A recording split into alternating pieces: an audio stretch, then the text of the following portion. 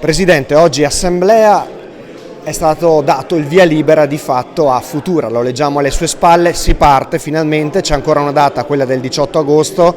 ma l'importante è avere il nulla osta da parte dei soci. Sì, l'importante era la condivisione con i soci e l'approvazione soprattutto dell'assemblea dei soci, quindi è stato un momento importante e ha approvato praticamente il percorso fatto in tutti questi mesi insieme ai soci, che quindi crea questa nuova programmazione interessantissima che parte, che sarà per il 2023-2027.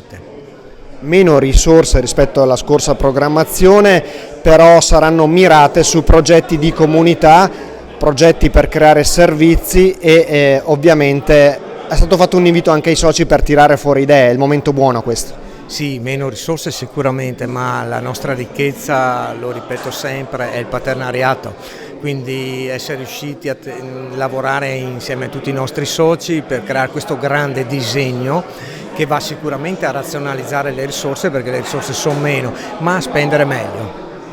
Il programma di sviluppo locale 2023-2027 prevede interventi ordinari ed interventi specifici. Perfetto, sì, è proprio così. Allora,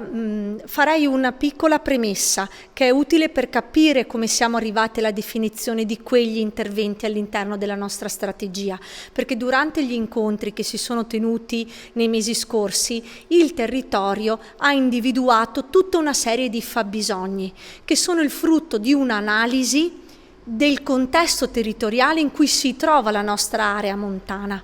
Per cui, fatta questa analisi, sono state individuate le necessità, le problematiche, ma anche i punti di forza, i punti di valore che ci caratterizzano. Una volta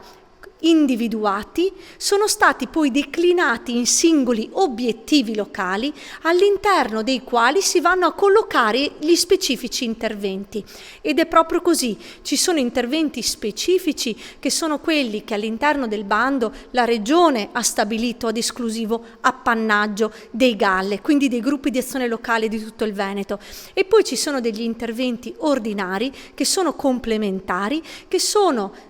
previsti all'interno del complemento per lo sviluppo rurale e quindi sono delle misure, delle azioni che già la Regione applica, attua e andrà ad attivare all'interno della propria strategia. L'insieme di queste tipologie di interventi costruiscono il piano d'azione che il GAL porterà avanti in questo nuovo periodo di programmazione. Sappiamo che sarà un periodo di programmazione più contenuto, più limitato nel tempo, quindi sarà importante già dall'inizio dei mesi del nuovo anno, del 2024, come oggi